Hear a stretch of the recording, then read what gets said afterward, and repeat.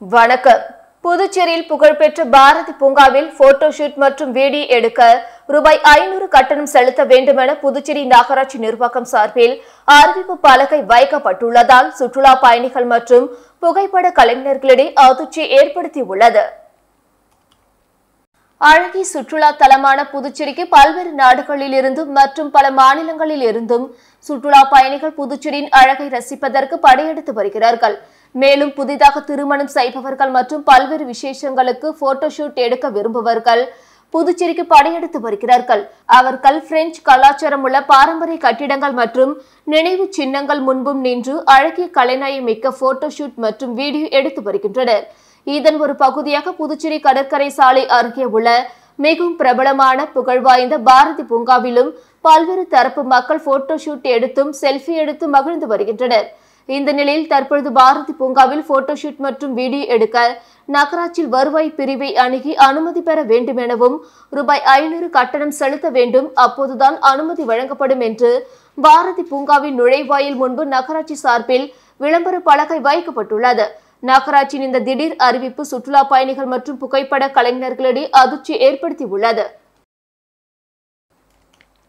தடை செய்யப்பட்ட போதைப் பொருள் விற்பவர்கள் குறித்து இலவச எண்களில் தகவல்களை தெரிவிக்கலாம் என பொதுமக்களிடையே நெட்டப்பாக்கம் மடுக்கரை போலீசார் வலியுறுத்தியுள்ளனர்.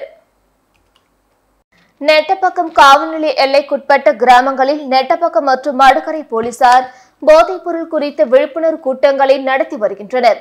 அதன்படி நேற்று மாலை சூரமங்கலம், மடுக்கரை உள்ளிட்ட கிராமங்களில் பள்ளி, கல்லூரி மாணவர்கள் மற்றும் இளைஞர்கள் மத்தியில் தடை செய்யப்பட்ட போதைப் பொருட்களை பயன்படுத்துவதால் ஏற்படும் தீமைகள் குறித்தும் அதனை தடுக்கும் வழிமுறைகள் குறித்தும் நெட்டப்பாக்கம் உதவி ஆய்வாளர் வீரபத்திரன் மற்றும் மடுக்கரை உதவி ஆய்வாளர் சந்திரசேகரன் ஆகியோர் எடுத்துரைத்தனர். போதைப் பொருட்கள் விற்கும் கடை வியாபாரிகள் மற்றும் கடத்தல்காரர்கள் பிடிபட்டால் அவர்கள் மீது கடுமையான நடவடிக்கை எடுக்கப்படும் என்றனர். போதைப் பொருட்கள் விற்பவர்கள் குறித்து இலவச எண்களில் தகவல்களை தெரிவிக்கலாம் என்றனர். மேற்கொண்டு போக்சோ சட்டங்கள் குறித்தும் மாணவர்களிடையே எடுத்துரைத்தார். இந்த விழிப்புணர்வு கூட்டத்தில் பங்கேற்ற பெற்றோர்களுக்கு தங்கள் பிள்ளைகளின் நடவடிக்கைகளை கண்காணிக்க வேண்டுமென கேட்டுக்கொண்டனர். தொடர்ந்து மற்ற கிராமங்களிலும் விழிப்புணர்வு தொடர்பான குறும்படங்கள், தெரு நாடகங்கள் ஆகியவற்றின் மூலம் எடுத்துரைத்து வருகின்றனர். உலக பிரசித்தி பெற்ற காரைக்கால் அம்மையார் மாங்கனி திருவிழாவை முன்னிட்டு பந்தக்கால் முகூர்த்தம் நடைபெற்றது. காரைக்காலில் அமைந்துள்ள உலக பிரசித்தி பெற்ற காரைக்கால் அம்மையார் கோவிலில் காரைக்கால் அம்மையாரின் வாழ்க்கை வரலாற்றை நினைவு கூறும் வகையில் ஆண்டுதோறும் 1 மாத காலத்திற்கு மாங்கனி திருவிழா விமர்சையாக கொண்டாடப்பட்டு வருகிறது. இந்த ஆண்டு மாங்கனி திருவிழா வரும் ஜூன் 19ஆம் தேதியன்று மாலை மாப்பிள்ளை அழைப்பு நிகழ்ச்சியுடன் தொடங்குகிறது. முக்கிய நிகழ்ச்சிகளாக ஜூன் 20ஆம் தேதி காலை திருக்கல்யாணம், 22ஆம் தேதி சுவாமி வீதி உலா, மாங்கனி இறைத்தல் நிகழ்ச்சியும் நடைபெறுகின்றன. இதையொட்டி இன்று பந்தக்கால் முகூர்த்தம் நடைபெற்றது. முன்னதாக அம்மையாருக்கு சிறப்பு அபிஷேக ஆராதனைகள் நடைபெற்றது. அதனைத் தொடர்ந்து பந்தலுக்கு பல்வேறு திரவியங்களுடன் அபிஷேகம் நடைபெற்றது. பின்பு தீபார்த்தனை காட்டப்பட்டு செய்யப்பட்டது. இதில் கோவில் நிர்வாக அதிகாரி உள்ளிட்ட ஏராளமான பக்தர்கள் கலந்து கொண்டனர். புதுச்சேரி சிறுமி கொலை வழக்கில் எஸ்பி லட்சுமி தலைமையிலான முத்தியால்பேட்டை போலீசார் 500 பக்க குற்றப்பத்திரிகையை போக்சோ நீதிமன்றத்தில் தாக்கல் செய்தனர். புதுச்சேரி முத்தியால்பேட்டை சேர்ந்த 9 வயது சிறுமி கடந்த மாதம் 2ஆம் தேதி பாலியல் வன்கொடுமை செய்யப்பட்டு படுகொலை செய்யப்பட்டார். இந்த வழக்கில் அதே பகுதியை சேர்ந்த 57 வயது விவேகானந்தன் மற்றும் 19 வயது கருணாஸ் ஆகிய இருவரையும் போலீசார் கைது செய்து சிறையில் அடைத்தனர். இவ்வழக்கில் தடவியல் நிபுணர்கள் சம்பவம் நடந்த இடத்தில் சேகரித்த தடயங்கள், குற்றவாளிகளின் கைரேகைகள் மற்றும் இரத்த பரிசோதனை அறிக்கை, தடயவியல் ஆய்வு பரிசோதனை, DNA மற்றும் பிரேத பரிசோதனை அறிக்கைகளை கடந்த சில நாட்களுக்கு முன்பு புதுச்சேரி போக்சோ சிறப்பு நீதிமன்றத்தில் தாக்கல் செய்யப்பட்டன. இந்த நிலையில் எஸ்பி லட்சுமி தலைமையில் முத்தியால்பேட்டை போலீசார் 500 பக்க குற்றப்பத்திரிகையை போக்சோ நீதிமன்றத்தில் நேற்று தாக்கல் செய்தனர். முன்னதாக குற்றப்பத்திரிகை ஆன்லைன் மூலமாக பதிவேற்றம் செய்யப்பட்டது குறிப்பிடத்தக்கது. ஜம்மு பகுதியில் எல்லை பாதுகாப்பு பணியில் இருந்தபோது இறந்த காரைக்கால் ராணுவ வீரருக்கு 24 குண்டுகள் முழங்க ராணுவ மரியாதையுடன் இறுதி சடங்கு நடைபெற்றது. காரைக்கால் மாவட்டம் திருப்பட்டினம் பகுதியை சேர்ந்தவர் பிரேம்குமார். இவர் கடந்த 11 ஆண்டு காலமாக இந்திய திபெத் எல்லை பாதுகாப்பு படை 47 படை பிரிவில் பணிபுரிந்து வருகிறார். கடந்த 6 ஆண்டுகளுக்கு முன் திருமணம் நடைபெற்ற நிலையில் செவ்வந்தி என்ற மனைவியும் 5 வயதில் மகனும் உள்ளனர். இந்த நிலையில் பிரேம்குமார் கடந்த செவ்வாய்க்கிழமை இந்திய சீனா எல்லை மலைப்பகுதியில் பணியில் இருந்தபோது திடீரென்று உடல்நலக் குறைவால் உயிரிழந்தார். இதனைத் தொடர்ந்து பிரேம்குமார் உடல் நேற்று மாலை விமானம் மூலமாக சென்னை வந்தடைந்து இரவு சொந்த ஊரான திருப்பட்டினம் கிராமத்திற்கு கொண்டு வரப்பட்டு பொதுமக்கள் அஞ்சலி செலுத்தினர்.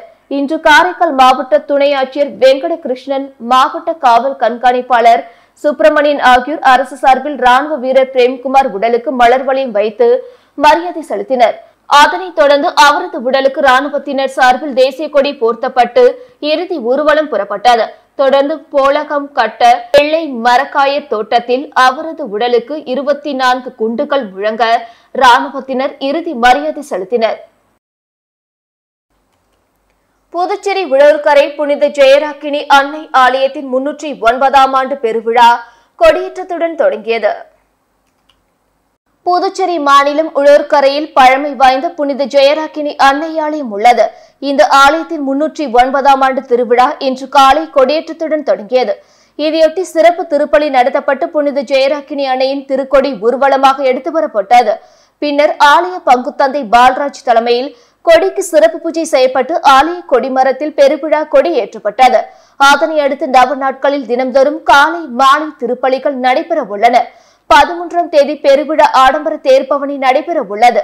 இதில் திரளான ஊர் பொதுமக்கள் இறைமக்கள் கலந்து கொண்டு சிறப்பு வழிபாட்டில் ஈடுபட்டனர். புதுச்சேரி புவன்கரை வீதியில் இன்று முதல் போக்குவரத்து மாற்றம் செய்யப்பட்டுள்ளதாக புதுச்சேரி போக்குவரத்து காவல் கண்காணிப்பாளர் தெரிவித்துள்ளார்.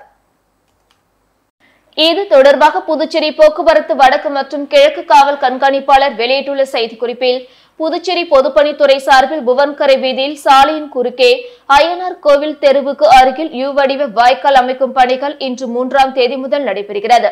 இதையொட்டி இன்று முதல் பாயிண்ட் கேர் வீதியில் அனைத்து வாகனங்களுக்கான போக்குவரத்து மாற்றம் செய்யப்பட்டுள்ளது.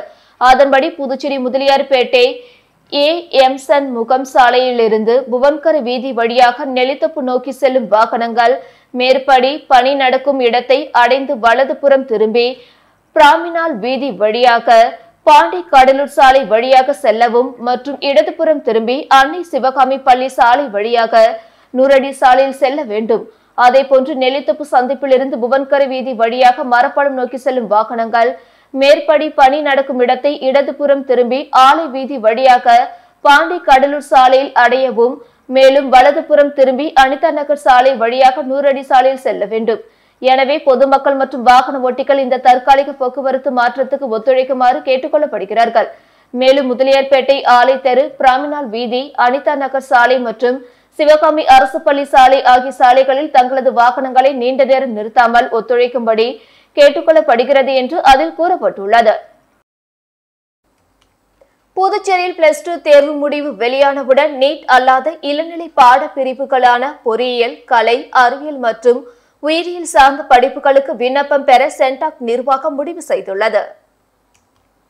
இதுகுறித்து சென்டாக் அதிகாரிகள் கூறுகையில், +2 மீட் தேர்வு முடிவு வெளியான ஒரு வாரத்திற்குள் நீட் அல்லாத இளநிலை படிப்புகளுக்கான கால்நடை மருத்துவம், பொறியியல், கலை, அறிவியல், சட்டம், விவசாயம் மற்றும் உயிரியல் சார்ந்த படிப்புகளுக்கு விண்ணப்பங்கள் பெறப்படும். இது தொடர்பாக அதிகாரப்பூர்வ அறிவிப்பு அடுத்த வாரம் வெளியாகும். நீட் தேர்வு முடிவு வெளியான பிறகு MBBS, PDS, PAMS உள்ளிட்ட மருத்துவம் சார்ந்த படிப்புகளுக்கு விண்ணப்பங்கள் பெறப்படும். கடந்த ஆண்டு கலை, அறிவியல் படிப்புகளுக்கு விண்ணப்ப கட்டணமாக ரூபாய் 300, SC, ST மாற்றுத்திறனாளி மாணவர்களுக்கு ரூபாய் 150, இளநிலை தொழில்முறை படிப்புகளுக்கு விண்ணப்ப கட்டணமாக ரூபாய் 1000, SC, ST மாற்றுத்திறனாளி மாணவர்களுக்கு ரூபாய் 500 வசூலிக்கப்பட்டது. இதே கட்டணத்தை நடப்பாண்டும் வசூலிக்க திட்டமிட்டுள்ளோம் என்றனர். கரிக்கலாம்பாக்கம் 4 முனை சந்திப்பு அருகில் வியாபாரிகள் மற்றும் பொதுமக்கள் சார்பில் இலவச நீர்மோர் பந்தல் ஏற்பாடுகள் செய்யப்பட்டுள்ளது. கோடை வெயிலின் தாக்கம் நாளுக்கு நாள் அதிகமாக இருப்பதால் வேலைக்கு செல்பவர்கள், வெளியூர் செல்பவர்கள், குழந்தைகள், பெரியவர்கள் என அனைவரும் வெயிலின் வெப்பத்தை தாக்குப்பிடிக்க முடியாமல் களைத்து விடுகின்றனர். இதனை போக்கும் நடவடிக்கையாக இன்று காலை நீர்மோர் பந்தல் 4 முனை சந்திப்பில் திறப்பு விழா செய்யப்பட்டது.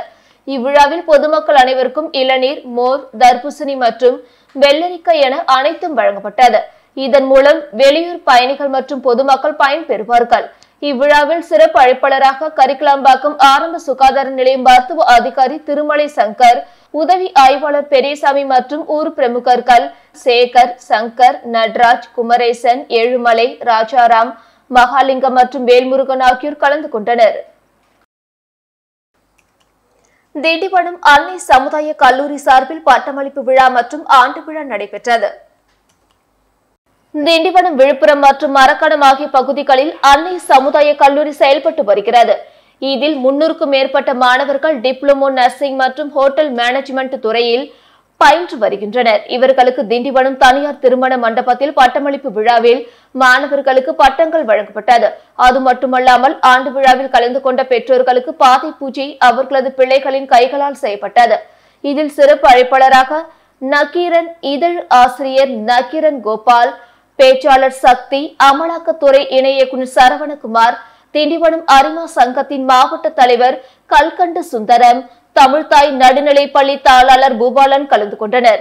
மேலும் அன்னை சமுதாய கல்லூரி இணை ஒருங்கிணைப்பாளர் உதயசங்கர் வரவேற்புரை வழங்கினார். அன்னை சமுதாய கல்லூரியில் நிர்வாக இயக்குநர் சரவணன், ரங்கநாதன் மற்றும் மண்டல தலைவர் பாலமுருகன் ஆகியோர் தலைமை தாங்கினர். இதில் 1000க்கும் மேற்பட்ட பெற்றோர்கள் மற்றும் மாணவர்கள் கலந்து கொண்டனர். இந்த விழாவில் பல்வேறு கலை நிகழ்ச்சிகளை தங்களது பெற்றோர்கள் முன்னிலையில் நிகழ்த்தி காட்டினர். புதுச்சேரி அடுத்த அர்சிப்பம் பாளையம் கிராமத்தில் அமைந்துள்ள ஸ்ரீ நவநீத கண்ணன் திரௌபதி அம்மன் ஆலயத்தில் தேர் உற்சவம் மற்றும் தேமிதி திருவிழா சிறப்பான முறையில் நடைபெற்றது. புதுவை மாநிலம் அடுத்த தமிழக பகுதியான அர்ப்பிசம் பாளையம் கிராமத்தில் அமைந்துள்ள திரௌபதி அம்மன் ஆலயத்தில் தேர் உற்சவம் நடைபெற்றது. இதில் திரளான பக்தர்கள் பங்கேற்று தேரை வடம் பிடித்து இழுத்தனர். கடந்த வியாழக்கிழமை கொடியேற்றத்துடன் விழா தொடங்கியது. அதனைத் தொடர்ந்து பூரணி, பொற்கலை, ஐயனார் திருக்கல்யாணம் மற்றும் அர்ஜுனன் திரௌபதி அம்மன் திருக்கல்யாணம் ஆகியன நடைபெற்றது. விழாவின் முக்கிய நிகழ்வாக தேரோட்டம் இன்று காலை நடைபெற்றது. பகவான் ஸ்ரீ கிருஷ்ணர் மற்றும் திரௌபதி அம்மன் சிறப்பு அலங்காரத்தில் தேரில் பவனி வந்தனர். தேரானது முக்கிய மாட வீதி வழியாக வந்து சன்னிதானத்தை அடைந்தது. பின்னர் மாலை நடைபெற்ற தீமிதி திருவிழாவில் ஏராளமான பக்தர்கள் பங்கேற்று தீமிதித்து தங்களது நேர்த்திக்கடனை செலுத்தினர். விழாவிற்கான ஏற்பாடுகளை கோவில் அறங்காவல் குழுவினர் மற்றும் பொதுமக்கள் செய்திருந்தனர். மறுநாள் மஞ்சள் நீர் உற்சவமும் அதனைத் தொடர்ந்து தர்மர் பட்டாபிஷேகம் நடைபெறும். மாநில அளவில் நடைபெற்ற யோகா போட்டியில் பல்வேறு பரிசுகளை பெற்று அருள்ஜோதி வள்ளலார் யோகா மையத்தின் மாணவர்களுக்கு பாராட்டு விழா நடைபெற்றது. புதுவை மாநில அளவில் பள்ளிகளுக்கான யோகா போட்டியில் கலந்து கொண்ட அருள்ஜோதி வள்ளலார் யோகா மையத்தின் மாணவ மாணவிகள் மண்டல அளவிலான போட்டியில் பல்வேறு பரிசுகளை பெற்றனர். இந்த மாணவர்களுக்கு பாராட்டு விழா நிகழ்ச்சி முதலியார்பேட்டை சமரச சுத்த சன்மார்க்க சங்கத்தில் நடைபெற்றது. மடத்தின் நிர்வாக இயக்குநர் கோபாலகிருஷ்ணன் மாணவ மாணவிகளுக்கு பரிசுகளை வழங்கி பாராட்டினார். இந்நிகழ்ச்சியில் கடலூர் தமிழ் சங்க தலைவர் குழந்தை வேலனார், புதுச்சேரி சன்மார்க்க தலைவர் கணேசன், யோகா பயிற்சி ஆசிரியர் ராஜசேகரன், மாணவ மாணவிகள் மற்றும் பெற்றோர்கள் கலந்து கொண்டனர். புதுச்சேரி மாநில திமுக சார்பில் நீர்மோர் பந்தலை திமுக மாநில அமைப்பாளர் சிவா திறந்து வைத்தார். கோடை வெயிலை முன்னிட்டு திமுக சார்பில் தமிழகம் மற்றும் புதுச்சேரியில் பல்வேறு இடங்களில் இலவசமாக நீர்மோர் பந்தல் திறக்கப்பட்டு பொதுமக்களுக்கு இலவசமாக மோர் வழங்கப்பட்டு வருகிறது. இதன் ஒரு பகுதியாக புதுச்சேரி மாநில திமுக சார்பில் அண்ணா சாலையில் இலவச நீர்மோர் பந்தல் திறக்கப்பட்டது. உருளையன்பேட்டை தொகுதி திமுக பொறுப்பாளர் கோபால் தலைமையில் நடைபெற்ற நிகழ்ச்சியில் சிறப்பு விருந்தினராக கலந்து கொண்ட மாநில அமைப்பாளர் சிவா இலவச நீர்மோர் பந்தலை திறந்து வைத்தார். இதில் கிரேப் ஜூஸ், கரும்பு ஜூஸ், நன்னாரி சர்பத், கேக் வகைகள், நுங்கு, வெள்ளரி, மோர், இளநீர் உள்ளிட்டவைகள் பொதுமக்களுக்கு இலவசமாக வழங்கப்பட்டது. இதனை ஏராளமான பொதுமக்கள் போட்டி போட்டுக்கொண்டு வாங்கி பருகி வெயிலின் தாகத்தை தணித்துக் கொண்டனர். அரியாங்குப்பம் செடிலாடும் செங்கல் நீர் மாரியம்மன் ஆலயத்தின் 110ஆம் ஆண்டு பிரம்மோற்சவ விழாவை முன்னிட்டு கொடியேற்றம் நிகழ்ச்சி நடைபெற்றது. புதுச்சேரி அரியாங்குப்பம் பகுதியில் எழுந்தருளி உள்ள அருள்மிகு ஸ்ரீ செடிலாடும் செங்கல் நீர் மாரியம்மன் ஆலயத்தின் 110ஆம் ஆண்டு செடல் மகோற்சவ விழா மற்றும் தேரோட்டம் எதிர்வரும் 10ஆம் தேதி வெள்ளிக்கிழமை அன்று நடைபெறவிருக்கிறது. அதனை முன்னிட்டு நேற்று ஆலயத்தில் அம்மனுக்கு சிறப்பு அபிஷேக ஆராதனைகள் நடைபெற்று சங்கராபரணி ஆற்றில் ஜலம் திரட்டி பூங்கரகம் ஜோடிக்கப்பட்டு சுவாமி வீதி உலா நடைபெற்றது. தொடர்ந்து நண்பகல் சாகை வார்த்தல் நிகழ்ச்சியும் காத்தவராயன் சுவாமிக்கு கும்பம் படையலிட்டு அன்னதானம் வழங்கப்பட்டது. அதனைத் தொடர்ந்து நேற்று மாலை கொடிமரத்திற்கு சிறப்பு அபிஷேக ஆராதனைகள் நடைபெற்று கொடியேற்றம் நிகழ்ச்சி நடைபெற்றது. தொடர்ந்து அம்மன் சிறப்பு மின் அலங்காரத்தில் சுவாமி வீதி உலா நடைபெற்றது.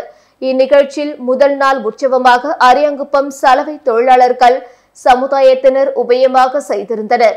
இந்நிகழ்ச்சியில் சிறப்பு அழைப்பாளராக அதிமுக மாநில பொருளாளர் ரவி பாண்டரங்கன், தொகுதி கழக செயலாளர் ராஜா, காங்கிரஸ் கட்சியின் மாநில செயற்குழு உறுப்பினர் விஜயலட்சுமி ஜெயமூர்த்தி, திமுக கலை இலக்கிய பேரவை அமைப்பாளர் சிவசங்கரன் மற்றும் கோவில் நிர்வாக குழுவினர், பொதுமக்கள் பலர் இந்நிகழ்ச்சியில் கலந்து கொண்டு சாமி தரிசனம் செய்தனர். இத்துடன் செய்திகள் நிறைவடைந்தன. வணக்கம்.